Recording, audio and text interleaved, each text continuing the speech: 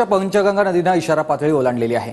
पंचगंगा नदीची पाणी पातळी ही 39 फुटांवर आहे आणि कोल्हापूर जिल्ह्यातील आता 84 बंधारे त्यामुळे पाण्याखाली गेलेले आहेत। कोल्हापूरच्या पंचगंगा नदीने इशारा पातळी ओलांडलेली आपण बघतोय।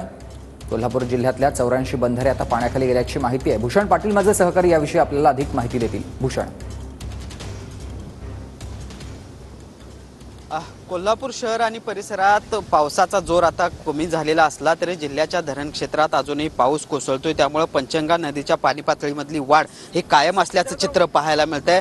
आता आपण आहोत राजाराम बंधाऱ्याच्या ठिकाणी आणि इथली दृश्य आपण बघू शकतो। ज्या ठिकाणी या पंचगंगा नदीची पाणी पातळी मोजली जाते त्या ठिकाणी या सगळ्या पाण्याची पातळी आता 39 फुटांच्या पुढे गेलेली आहे। म्हणजेच पंचगंगा नदीनं आता आपली इशारा पातळी आहे ती ओलांडलेली आहे आणि तिची वाटचाल आता धोक्याच्या पातळीकडे सुरू आहे। 43 फुटांवर पंचगंगा नदीची धोक्याची पातळी मानली जाते। खरं तर जिल्ह्याच्या धरण क्षेत्रात अजूनही पाऊस कोसळतोय, त्यामुळे या नदीच्या पाणी पातळीमध्ये अजूनही वाढ होण्याची शक्यता आहे। त्यामुळे या सगळ्याच्या पार्श्वभूमीवर जिल्हा प्रशासन देखील आता अलर्ट मोडवर आलेलं आहे। संभावित पूर परिस्थितीमध्ये जी काही गावं पूरबाधित होतात त्या गावातील लोकांना स्थलांतरासाठी तयार राहण्याच्या सूचना देखील जिल्हा प्रशासनाकडून देण्यात आलेल्या आहेत।